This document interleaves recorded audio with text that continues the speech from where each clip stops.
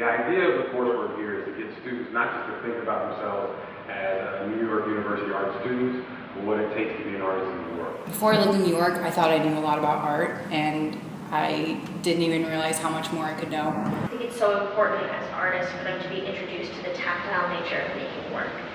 A program like this high school one that I taught with, like, I wish I had done something like that in high school. Like, I definitely didn't have the kind of access. Just being around shows and museums and other artists. Being so integrated into this art world. I'm Noel W. Anderson, the Director of Summer Programming, which means I am in charge of the Summer Art Intensive High School program. Well, the program is a summer program for high school students, grades 10 to 12, as a kind of primer to figure out what it feels like to be an art student in New York City. And our background really is New York University, as well as the entire city of New York. So this year's summer program was 48 students, also known as residents.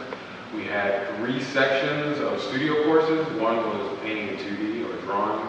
The other was print media, which was like silkscreen and printmaking, and ceramics and casting. And then we had a weird like 4th course, which was our seminar course, which was called Aesthetics, taught by the great Joseph Lupitz, where they learned what aesthetics meant, and that it's not just creative self-expression, which means I made this blue because I felt this way, but it's also kind of systematic and rigorous inquiry into the objects and the experiences we have.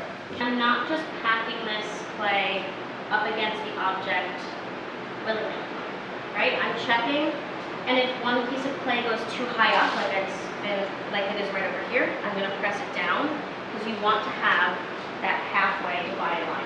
Hi, I'm Rebecca. I am the mold making instructor for the NYU High School Art Intensive. I find that for a lot of the students, many of them at a young age haven't had much experience working three-dimensionally. So the way that I've structured my class is introducing the basics of mold making. It was for many of these students their first time ever sculpting. And it was the first time that they ever needed to really think about the planning and backtracking and seeing the next few steps ahead of you before you're even close to getting to those points. And the first time that they really had to think like sculptors. And in a program like NYU, where you're being pushed to look at art from all of these different angles, in theory, in practice, in conversation. Learn a new material, learn new techniques, and then also learn different ways of thinking as an artist all simultaneously it was just fantastic to be able to witness that. Yeah, that was one of the best parts, is like having kids from all over bring in their different minds, different ideas, different ways of thinking. And it was really amazing to see them all work together and get close, like over the 4-week program.